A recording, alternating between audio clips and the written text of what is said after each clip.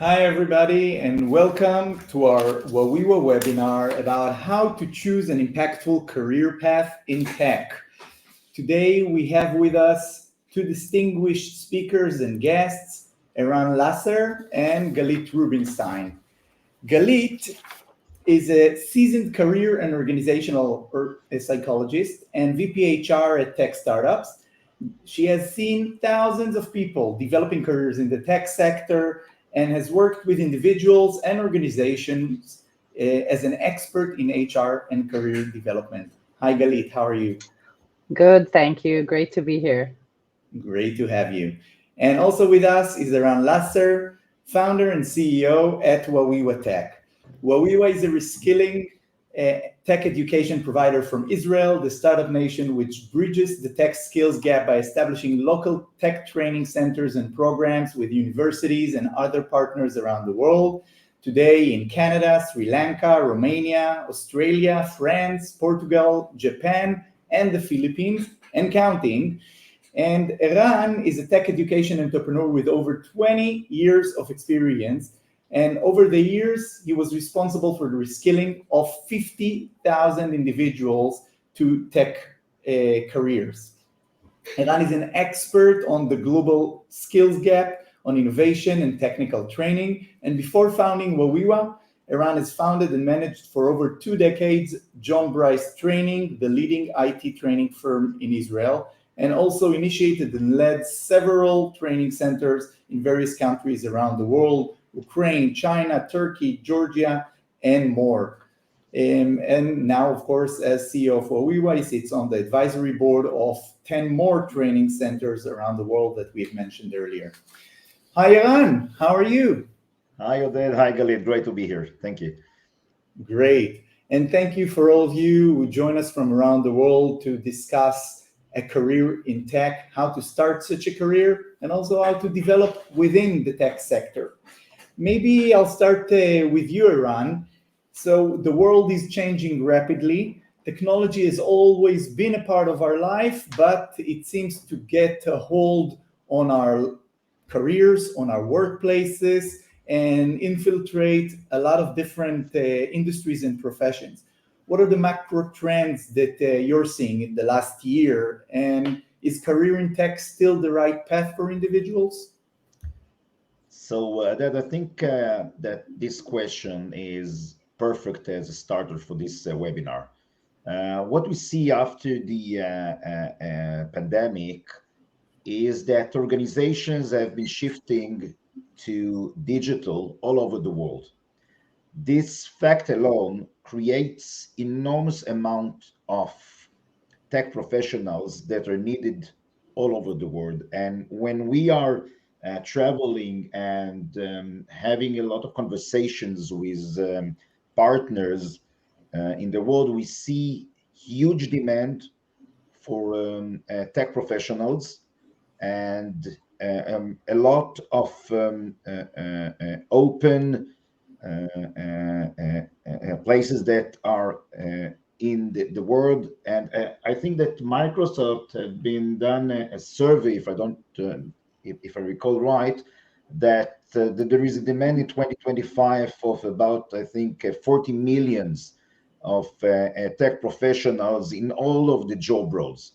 So to summarize, we see huge gap in the market of tech professionals, and we at Wawiwa, we are trying to narrow this skills gap by opening our training centers together with the partners all over the world. Great. And go ahead, Galit. I want to add to that you're completely right. We're in a massive shift of paradigms. And it's not just, just a few tech professions which are missing. Basically, I don't think that there's any realm or any profession that is left untouched by this digital revolution. Therefore, at the moment, the amount of technological professions, the need is much higher than what we have.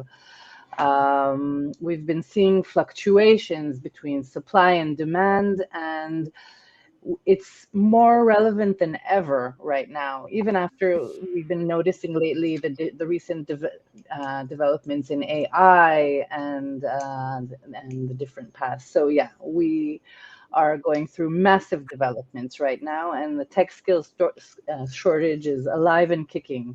Okay, it's more important than ever right now. So at Wawiwa, we deal with reskilling and upskilling. Reskilling, taking people with no experience in tech and turning them into job-ready tech professionals. And upskilling in the sense of taking already people that work in tech and bringing their knowledge and skills and familiarity with tools to the cutting edge of the industry standards. I wanted to ask you, Eran, why is reskilling and upskilling even important? Why do we do it? So at the end of the day, people want to have a better life, and at average, and I saw it everywhere. In average, the salaries in the information technology and tech are at least twice than the average salary in the specific country. Our origin is in Israel. It's the startup nation. In Israel, the average salary of tech professionals is about 2.5 the times of the salary of the average salary in Israel. And we see a massive transitions of people who want to enhance their life and transform themselves into tech.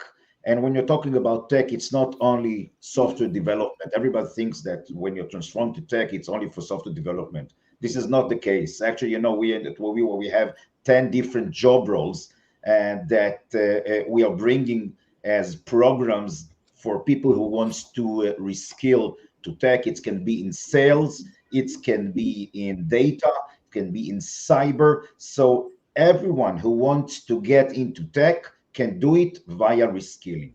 Upskilling is different angle, and you take a person who deals with IT for years and he wants to upskill himself into cyber. You take a person who has a financial knowledge and upskill himself to data in financials aspect, etc. So reskilling, upskilling are coexisting. We at Wawiwa are specialized in reskilling to take a person who has actually no knowledge in software or computer or tech and transform it into skilling, and at the end of the day, helping to find him or she to find a job. Mhm. Most That's important, great. from our point of view, is the employability. And I, Galit, do you think it's an individual's responsibility to make sure that he reskills or upskills himself, or is it yeah. the organization where he's working that needs to take care of the employees' upskilling and reskilling? That's a good question. And I could say that, from my clinic, my career clinic, I could actually give that angle. I could say that, first of all, it's an individual responsibility. Nowadays, in the current environment, I think that the concept of lifelong learning is something that we all have to adopt and always be kind of, with our keep connected to the different things that are developing around us. So I think it's on the one hand an individual responsibility that each one of us needs to possess, so that we could remain relevant and up to date. I used to work with different high tech companies that. For example, would let go of employees during different organizational shifts. And the people that were let go were always the people that had not kept relevant. In the tech field, you always need to keep relevant. You always need to keep up to date. If you're not up to date, then you won't be relevant tomorrow. And when we need to let go of people, it will be the people that are less versatile, perhaps, or less skilled. So that's on the one hand, the individual responsibility. On the other hand, I also believe it's the organization's responsibility to make sure that the employees have the all the tools needed, okay, to foster a culture that really facilitates learning and encourages employees to actively manage their careers. I've been working with organizations throughout the past few years to really build kind of career development paths for people. As we know, and as we said, that tech skills are becoming so scarce these days companies really need to keep the people they have, because they could lose them to other companies. So they need to keep helping them manage their careers. Sure. I hope that And answered the question. I mean, so we talked about people that are in tech, but what about people who are not yet in tech? Is a career in tech only for engineers or people working in tech, or other ways? Are there effective Mhm. ways to get into this lucrative Mhm. sector? So I'll start, if you don't mind, Eran. I'll just say that I think it used to be the case that you had to go to school, study engineering, computer science. I think that nowadays, it's not even something that I think, it's something that I see. I think that anybody could really get into the tech field as long as you have an attraction to technology. I want to say that it's not for everyone. If it's something that you're interested in and you have an affinity for it, you have the ability for it, I think that it's absolutely possible. I've seen it been done many, many times. I've been working with Wawiwa and with John Bryce in the past. I've seen people that had absolutely no background, but had the interest, they had the ability and self-discipline to go through the process, and they did it. And I think there are many, many success stories. You do not necessarily have to be an engineer to go through this. So Definitely not nowadays. Eran, you've seen 50,000 people go into tech. Where do they come from? What's the story of people entering tech? Yeah, the average age that we've seen in our centers throughout the years is about 27 till 30. It's not usually it's not kids, it's not youngsters, and again, we have to remember that our origin is from Israel. In Israel, the typical Israeli youngster is getting out of the compulsory service in the army at the age of 21. He then travels the world for another 2 or 3 years. Only at the age of 25, he decides what to learn. And in the reskilling programs, we have a fast track to tech, let's call it.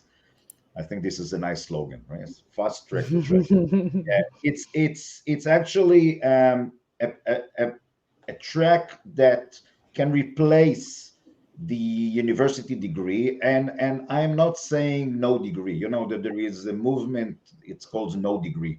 I think that one of the founders, maybe it's Zuckerberg, if I remember right, is one of the founders of no degree movement that says that Hmm. you don't need a degree. This is not what I'm saying. What I'm trying to state is that there is a way to get into tech before even you get a degree. And you can take these kind of programs, which at the end of the day, these are relatively long. The programs that we are dealing with is about 250 to 450 hours. If you take this as a part-time, twice or three times per week, it takes about 8, 9, 10 months, but it's not 3 or 4 years of university. And in the Hmm. end of the program, you get into job. And this is the fast track to tech. And it's aimed for anyone who wants to get into tech and have the abilities. Now, what are abilities? For this, we are using, and Galit knows this very, Hmm. very well, Hmm. we are using assessment tests that are provided by a third party which specialize in these kind of tests. And Galit, I'm sure I will will. in a Hmm. minute, okay? But I'm using this kind of tests from the days that I've been in the army when I'm Hmm. responsible for training of youngsters or young programmers in the army. We use the same concept of tests, which at the end of the day gives the ability to predict if a person is suitable to be or not to be a programmer, and if it's not a programmer, which kind of job roles in tech is relevant for him or her. Okay, so You um, share maybe if it's not secret, some of the areas that are tested in such a test. And we also have a question from Leah in Ecuador. How important is English skills? How important are English skills if I want to be in tech? Galit, to you. Okay. So one of the things that Iran was discussing is, first of all, assessment. And once we conduct an assessment, we're looking to see, we're seeking basically a fit a fit between a person and a job role, as well as the industry at large. So in an assessment, we're looking at abilities, and we are actually able to break down every tech profession into the needed and necessary abilities that one needs in order to succeed in this type of profession. We're looking at professional inclinations. What do you prefer? What are you attracted to? And we also look at personality.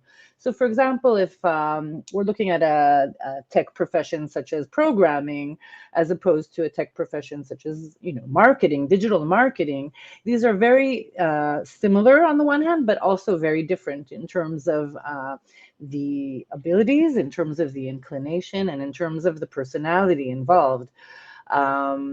When you're looking at programming, you really need to be someone who sits in front of the computer and is able to, to analyze, is able to create a program, for example, and he needs or she needs analytic abilities, for example, and needs to be attracted to the technological aspect. If we're talking about marketing, we're looking at someone who has more of a creative personality, perhaps, and wants to bring that or express that in their work using digital tools.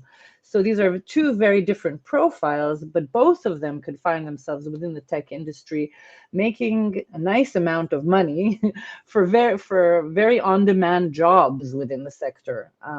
So I just gave you a little example of two different ones, but there are many professions.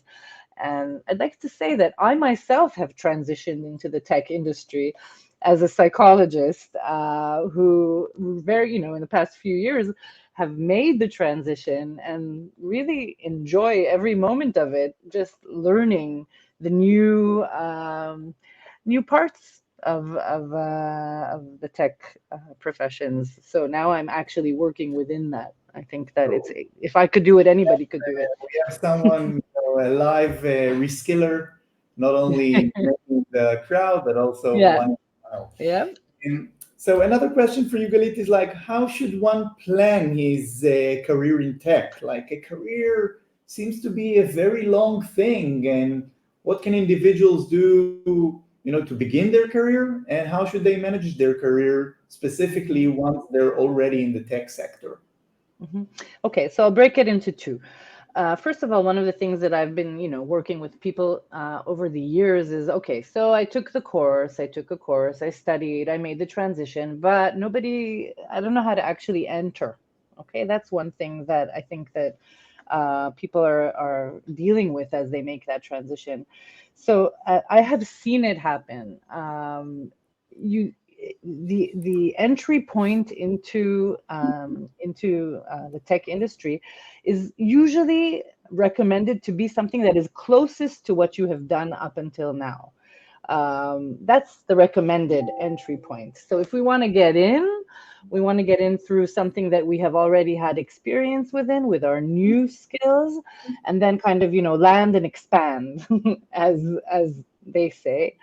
That's one way. Another way that we do that would be if someone is taking a programming course and does not necessarily have previous experience in that.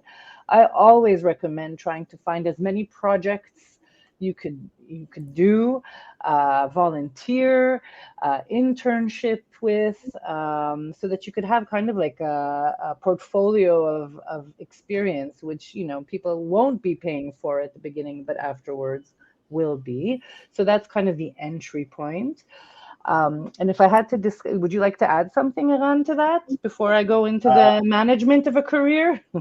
Yeah. I just want to add that the way that we are dealing with the first job, which is I would say a challenge for everyone, is that we actually establish, together with the partners that we have in different places in the world, we establish like a placement company within our entity, and this placement entity is based on recruiters which are specialized in the tech business. And actually, what we are doing, we are hiring them to place the graduates in tech companies. And this is usually something that we are doing as a service. This is part of the concept. And for years, it demonstrates amazing results. I think that throughout the years that I've been, dealing with reskilling, the rate of placement is more than 70%. So just imagine that. Amazing. Yeah, just imagine that. In Israel there is 300,000 people that are dealing with tech. In overall, I don't know, about 50,000 of them I've been involved in reskilling. So it's really it's works. The fact that you invest in such an entity gives the graduates some confidence that someone is taking care of them, and this is something that's very important. And this is something. But this placement functionality within training centers obviously helps graduates of tech training to find jobs. But if you're already working for a company and you've started with your entry-level position, what are some tips that you guys can give tech workers or junior tech workers in advancing their careers in tech? Must they, for example, stay on a straight line from software developer to a team manager to VP R&D, or can they jump functions and roles or technologies? I'd like to take this one just from my experience at a startup company and in the tech industry. One of the things that I could give as one of, a huge recommendation is, first of all, there are two ways that you could manage your career. It's either through a career ladder or a career lattice. People who succeed in their careers and develop and are promoted within their careers are people that are not afraid of saying yes to anything they are offered. So once you begin your career in tech, always be open to new experiences. There's this word that we use in career Psychologist called planned happenstance, which is really, it's a word, planned happenstance. When people were asked, how did you get to be VP R&D, for example, then they said, I didn't really plan it, but it happened. Every time you're given an offer for a different position within the company, say yes, experience it. I see it in the company that I work for right now. People who have reached, the highest levels of positions are people that have actually experienced a wide range of positions within the company. If it's like programming, if it's product, if it's pre-sale, if it's post-sale, if it's all these different positions, you get a really good grasp of the tech professions doing that. And that way you're always actively managing your career. So that's one bit of gold advice. It's a good one. Eran, any tips from you on managing someone? I am a huge fan of lifelong learning. And I'm sure that Galit have a different presentation on lifelong learning. Lifelong learning. Yeah. Lifelong learning. Webinar on that. It's a fascinating. This is a different webinar, but I think that to succeed in tech, you have to learn all the time. Now, when you're saying about learning all the time, it's even the small thing of reading articles. Most of the people are not reading articles. They are not reading any tech news. This is part of the lifelong learning. And do some kind of subscription to a specific blog, read news, hear some podcast, and do some online courses in Coursera and Udemy. Okay, this is lifelong learning, and this is something that you have to do this as a habit. This is not a one-time. This is a habit that you have to do because the market technically is rushing. You have to run all the time to succeed, to keep in pace. And keep of course, relevant. I'm with Galit about don't say no to any new job role that is offered. And for my experience, and I'm looking at a lot of my friends have been in the software industry. I think 5% of them actually keep on doing what they started at the start of of their career. 95% of them are not doing the same thing that they've done in the beginning. Okay, they're gone to sales, to marketing, to product management. It's a total different specialty, and etc. Maybe Eran, you can give a couple of examples of specific graduates of Oh, like stories that you've seen. I have some, but it will. By the way, I swear that these are real examples. Okay, first one, which I'm giving all the time, and I think, by the way, is even in our site, maybe as a case study, is Zach. Zach was a financial broker. He was actually a financial broker for years, and at the age of, I think it was 35, he had enough. He said to me, "I cannot stand it. The fact that you have to look at the eyes of a person and say, 'I lost your money.'" It killed him. Really, it killed him. So he approached me and consulted with me as a friend. What can he do? At the end of the day, he joined full stack development program, and after this, and he was at the age of 36. This is not an easy age to find a job. He was very, very smart. He have done a job in a non-profit organization in a very, very small amount of salary. It wasn't the important thing, but he got experience. 6 months after, he got his first job. Today, he's one of the top project managers in one of the Israeli largest banks. Okay, so this is the first. The second. But wait a minute, just notice that he did the reskilling, but he came back to the financial industry, and there he became an expert. You're absolutely right.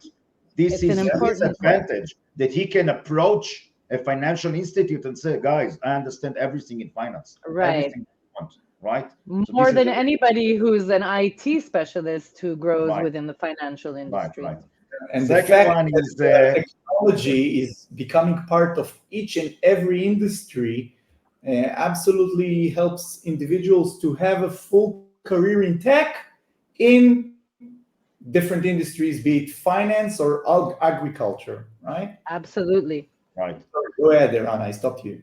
I have another one, a guy called Ethan, and he was a hotel manager in Tel Aviv, Galit. Hospitality. Yeah, in the hospitality business, and he had enough. It is a very tough. Everybody's having enough. That's a common thread that we see. No, this is a tough job.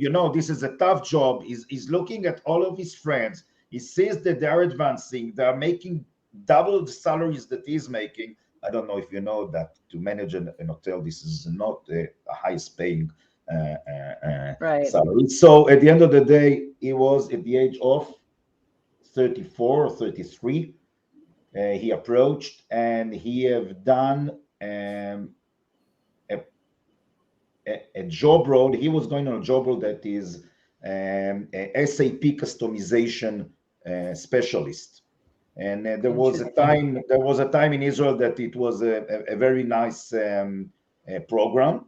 And again, he came with all the knowledge of how to manage operation and how to manage sales. And then he went into this program of customization of ERP, SAP at this case. Right. We use a lot of today, he is a chief information officer in organizations. Amazing. Okay, this is his role, CIO.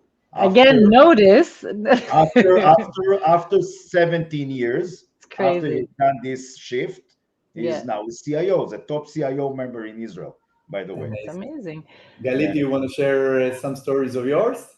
No, I just wanted to say that this is another example of someone who was already a C-level, but in a traditional industry, took a break, took some tech skilling courses, and then was able to make a really huge and significant jump into the tech industry. So it's not necessarily like it's taking a step back to take a quantum leap forward. And Galit, I can tell you that throughout the years, I've seen lawyers, financial guys, marketeers, a lot of finance guys, a lot of Yeah. finance analysts, etc. And now everybody is going to data, right? All these Right. guys are going to data. All of these guys have been reskilled because. But that's if, also possible right after a university degree, no? Let's say Yeah, I and by the study way, literature or history, can I go right, into tech?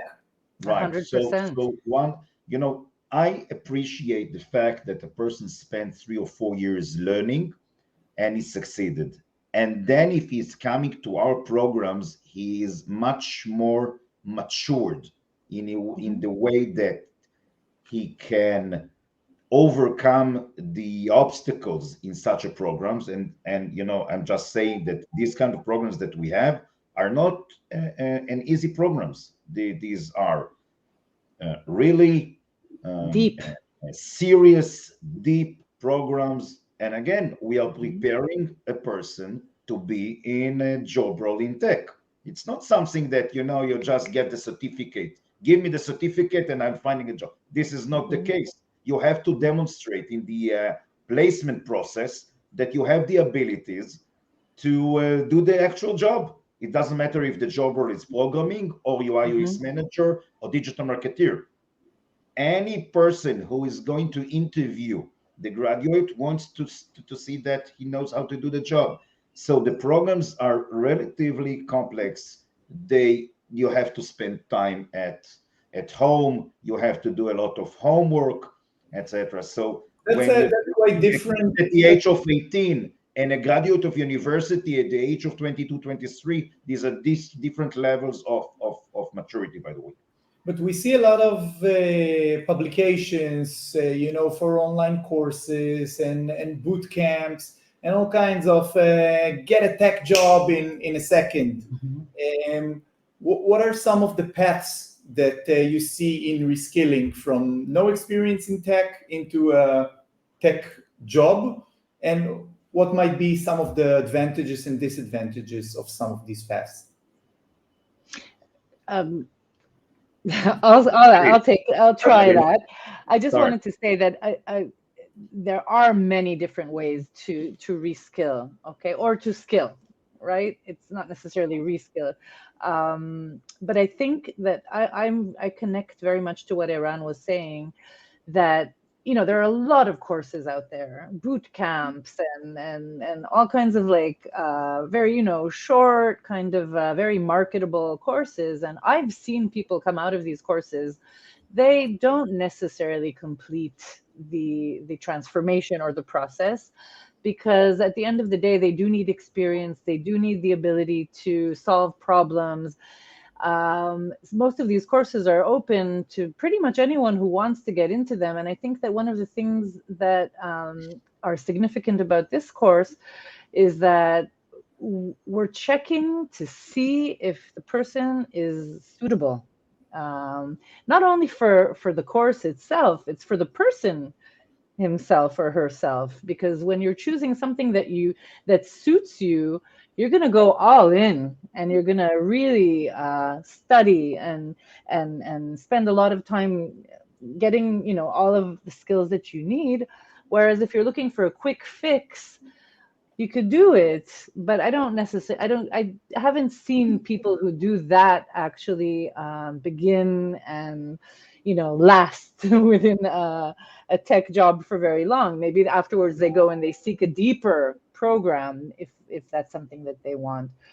But I think that another attractive part about when you're looking for a course, you need to make sure that it gets you job ready, because you could sit and study and study and study, but if you don't know how to translate what you're studying into the job itself, then I think that that's a problem at the end. And if it's already like a course, then it should be something that really prepares you for the day after when you need to begin work. And I think that that's another thing that we need to pay attention to when we're choosing the course that we want. That's also a great segue. Like, who would give people who come from another area their first tech job? Like, who would take them when all they have is on the very one end a 3-week boot camp, and on the other hand, even a 9-month serious and deep program. Who would give them this first job? Isn't that a challenge, Eran? Yeah. Yeah, but I want to get back to the previous Okay. question, if that's okay. I want to compliment But what Galit. I will hold you to this question as well later. Perfect, perfect. Just want to say some extra about what Galit was stating. You know, I'm my belief is a little bit conservative, and Yeah, you're here. You're still yeah, here. yeah. So I'm a little bit conservative, and it's based on my experience throughout the years. I think to be job ready, and um, we are aiming not for the 1% of the population, and I want to emphasize this. You know, there is a 1%, let's call it. I think it is much less than 1%. I'm sure that Galit knows the number much more than I do. Let's call it the 1%. The 1% are the guys that knows how to learn by themselves, okay, and they're doing this perfectly. Okay, so this 1% of the population, Right. maybe we are not aiming for this 1%. We are aiming for the 30%. Let's call it, the 30%, of the curve. Let's Hmm. take 30%. We want to give them the ability to reskill and to be employed. For these guys, what we need is a cohort based, okay, not study as you go, whenever you like. No, no, no, this is not the case. We want to have a cohort based, we want a mentor, trainer to hold the hand of each and every student and get him into the placement process at the end. We need him to be at class or with a mentor 2 to 3 times per week. By the way, I'm not a big fan of a bootcamp style. Bootcamp, it Mm. means every day, 8 hours per day for 12, 14 weeks. I'm not a big fan of this, although It works the for way some, that for the way some, but that we've not done for all. this in the way that we've done this in the army, it was the same. But again, this is 1% what we've taken to the army. Okay, Hmm. I think that when talking about the 30%, most of the people need to have time to digest what they just learned. They have to do practice, and what is very important, a lot of these guys have families and they need to maintain the life. Most of them are working in part-time or full-time jobs. So you need to blend everything together. So the mentor or the trainer that gives him the ability to have a close contact with him and take him by hand, this is something that is very important. And this is regarding the previous question. Now with that Hmm. to your kind of Please, question. who would give them the first job in tech? Yeah. So from my experience, there are companies that have the ability and they have a discipline or a way of hiring juniors. This is a specific concept of how to hire a junior. Okay, if a company doesn't have this practice, okay, Hmm. they will not get a junior.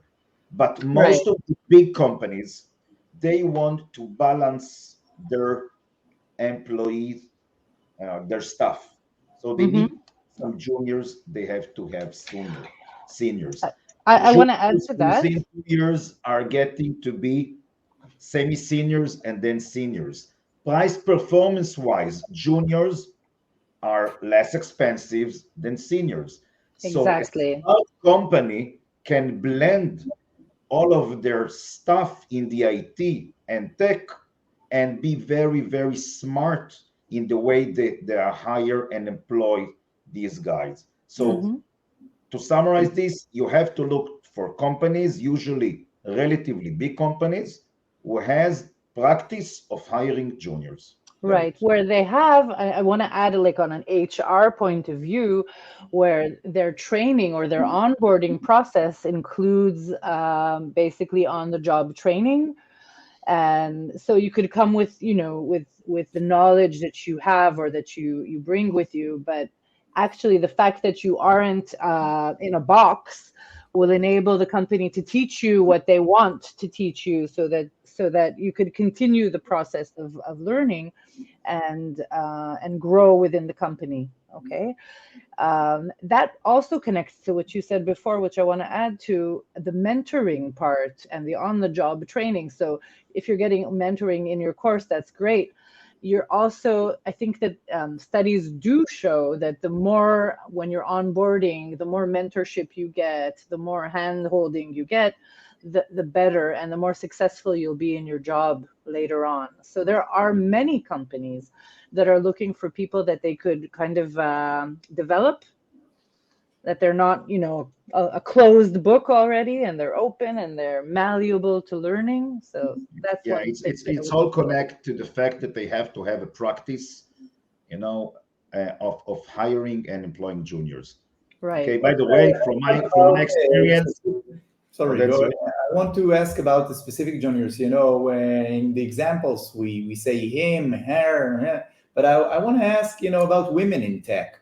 Is the tech career also a viable path for women, Galit?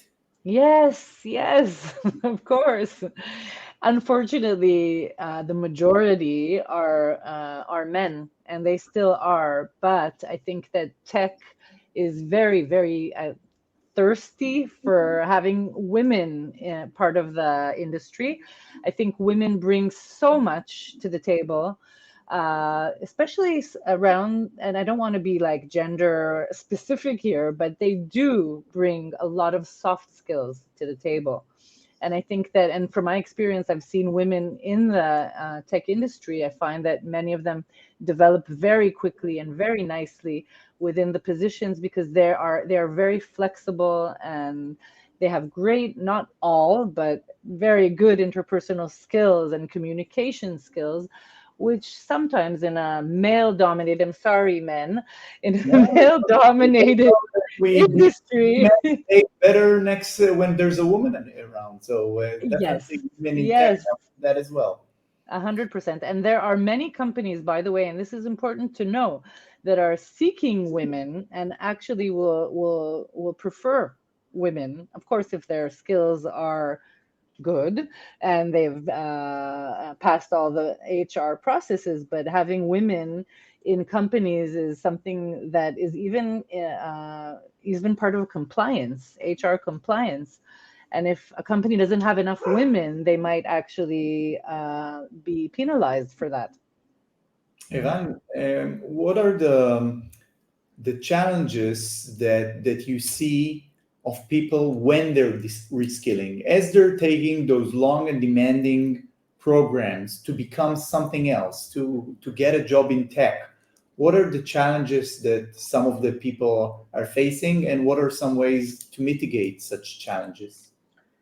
So from my experience, most of the challengers are dealing with misunderstanding what is reskilling to tech mean. And again, it comes again to what we just said about the fact that this is not just getting a certificate. You have actually to prove that you know the job. It means that the programs, and specifically our programs, are all with hands-on, extensive workshops, exercises, and projects. It means that if you don't have enough time, spare time, to practice and to demonstrate these abilities, you will not succeed. And at the end of the day, you will not find the required job that you're aiming to. And to have this, you need to have some time. And if the reskiller is having a family, and if you're having little kids, this is a challenge. Okay, you have to put some time in the diary. By the way, even if it is a cohort based twice a week in the evening, some of the time it is not in physical locations. In most of the cases in the world, it is online. You have to find a quiet place to be in 3 or 4 hours, to get concentrated, and to do the job. So this is, I think, the major challenge that you need. The second one is to understand that it takes time. to put an efforts that lasts for 8, 9, or 10 months. This is something that you have to have patience. You have to have the ability to do it in a very good manner. You have grades to the projects. You have to present these projects. You have, at the end of the day, have to meet potential employers. For all of these, you need to be very focused. So this is not a walk in the park. This is something that I'm explaining all the time. This is not a walk in the park. And if a person thinks that he's just going to pay money and get a certificate, this is not the case. So it's a real challenge. People need to set the time to actually focus and learn. Galit, maybe a question to you is like, what are the psychological attributes of those people who can undergo a reskilling program and later have a successful career in tech? What does a person needs to be from a characteristic or personality perspective? So first of all, I want to say that I think that resiliency is an important trait to have, because if I continue what Eran was saying, if somebody begins a process such as this, it's a transformation, really. If you're beginning this transformation thinking, okay, I'm doing the course and now I'm going to start my career, that's not the case. You sound, both of you sound like it's an never-ending mission. No, you I want to. this program can an average Joe do it, or is it really that difficult? No, I don't. I think that, first of all, I don't know if an average Joe could do it. I think that, again, there are many factors at play that you need to take into consideration. And I do think that I say this to students who finish their BA or MA. I could even give an example for myself. I remember when I finished my MA in psychology, I said, okay, I did my MA. I put 6 to 7 years of my life. So where are all the job offers? Why aren't everybody knocking on my door? 7 years of studies. Nobody was knocking on my door. And not only were they not knocking on my door, I wasn't passing interviews. So what I'm trying to say is that there is one part is that studying, and you need to really be dedicated to the studying and learning and going through the process. And the other part of the psychological part is really preparing for the journey of finding a job and managing your career.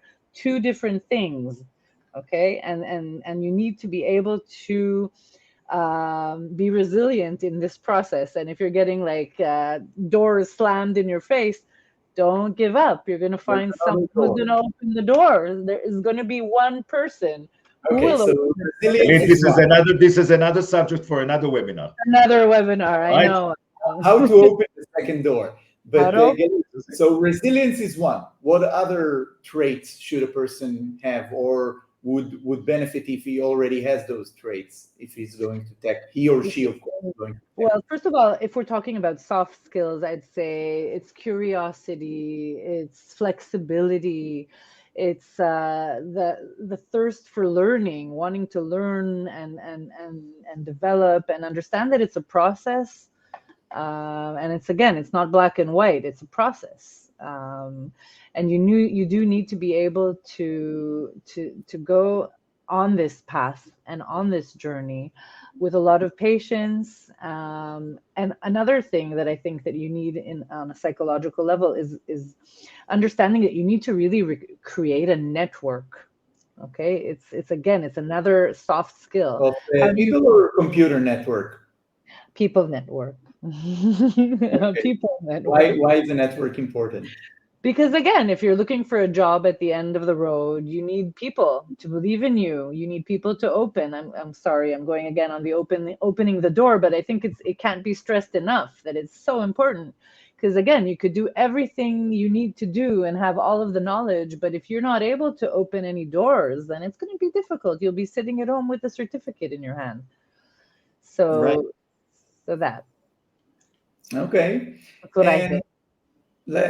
Talking about human networks and computer networks bring me to maybe a difficult question. The latest buzz, and probably what is the fourth or fifth revolution these days is artificial intelligence, AI. And we've seen AI penetrate every profession and every industry and probably canceling a lot of jobs, some even say of software developers. And I wanted to say to ask you, like, how does that affect Eran tech training? And Galit, how does that affect people's careers? What do all of us need to do in our careers in order to accommodate or deal with AI? So I will say, first of all, don't panic. Don't panic. Okay, everybody's rushing now for AI, and I think that AI is going to be everywhere. It's I'm a strong believer that this is a revolution like the invention of the internet. Okay, maybe more. Okay, and for me, that I've seen some revolution like this. I think this is what really one of a kind. But on the other hand, I think that nobody actually knows what's going to happen. And I'm reading a lot of articles and hearing a lot of podcasts of very interesting lecturers about the elimination of 70% of the jobs. So I am not there right now. I think that as time passes, the jobs are going to change the way that they appear. We are going to learn new things. So the software engineer that is today is not the software engineer that is going to be in 5 or 7 years. But what we are doing in Wawiwa, by the way, we are not waiting too much. And one of the things that we have integrated just in the last few months is some sessions about how to use AI in the specific job roles. And I think this is the first thing, as as now you're teaching youngsters how to use Excel, because this is the way that they need to be at, as as noble way of doing business, or just learning. And this is the way that we think that everybody needs to understand how to use these tools. And the tools that are today are not the tools that are going to be in a year from now. So we have to update the materials in each and every quarter. But what we are going to do right now is to give the tools for the specific job roles, how to utilize AI. What will be in the future from the point of view of the job roles? Again, I'm a believer that the job roles will shift to use AI, and this is my belief. Coming. I'd like to add to that. I've been talking about the future world of work, I think, for the last 10 years. And I remember that at the beginning of all these, different lectures that I've been giving, I remember presenting AI and it seemed like science fiction. And I'm happy to see it happening. To me, it's not actually new. I've been, learning about it and reading about it and researching about it for so many years. I think that it made a huge kind of entrance, like into everyday talk, or and people are suddenly noticing it, and I think that I first of all agree with Eran 100%. It's going to change the world of work in an unprecedented way. I think all the mini revolutions that happened up until now are really were like a preparation. And I think that a topic for yet another webinar. Another one, but I have to say that there's the world before and the world after AI. And if I want to, summarize it into a few little points, I think that one thing that it will make us have to really work on is actually our humanity, and what makes us uniquely human and not machine oriented. So yes, there will be professions that will be canceled, and perhaps many things will be able to be replaced by AI. But I think that once I'm able to remain unique in my human characteristics, that will help me succeed in my profession. And that's actually doing things that the machine maybe can do, but not as unpredictable as the human can. Okay, so that's synthesis, it's problem solving, it's approaches, it's positivity, it's all these different, emotional things. Yeah. We have one question from the audience that we can take in the allotted time slot. Ala asks, how does one choose a job role that is demanded by the market? Let's say I take the assessment that you guys talked about, and I see that I'm fit for a couple of jobs in the tech sector.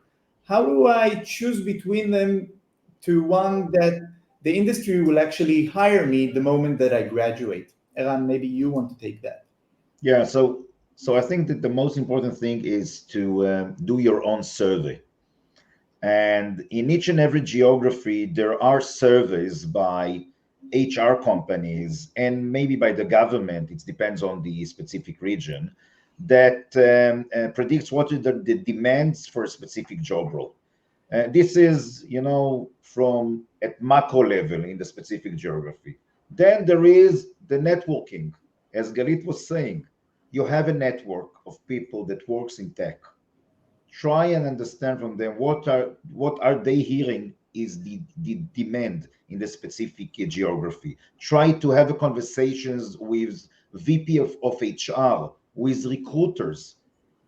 Use your networks or your friends' network to try and understand what are the real demand in the market. Get into job boards, count the open positions in the market. This is a very technical but very useful advice. And let me add another last one. Go to Bing, where ChatGPT is already active, and ask what's the demand for Amazing. Romania. And today you'll get an AI-generated answer that might be true. But I want to give you a human angle to that as well, and say that's great, and I think that's amazing. You really do have to research what's going on around you and understand the supply and demand, and but also not to forget an important aspect, and that's also really checking inside yourself, because if it's not something that connects, if it's not something that's aligned with who you are, first of all, the chances of really succeeding are lower. And second, the chances of you feeling satisfied over a long period of time also decrease substantially. So it has to be a kind of balancing act between what's out there, what is needed, and but what also what I want. Yeah, you cannot not ask yourself the question of what it is you want. And ChatGPT can't give you that answer. I guess. It can help, but I definitely agree with you. Okay, our time is up. Galit, Eran, I want to thank you so much for having this webinar and sharing your insights about finding and managing a successful career in tech. And to all of you out there, thank you for joining us today or watching this recording on demand. And I would like to encourage you, if you were interested by the topics of this webinar, to also check out our social networks for Wawiwa Tech on Facebook, LinkedIn, Instagram, and you can also visit our blog at wawiwa-tech.com and follow what we write about technology, reskilling, upskilling, artificial intelligence, and other interesting topics. Thank you, guys, and have a great rest of your day. Thank you, Oded. Thanks. Thank you. Thank you. Bye-bye. Bye-bye.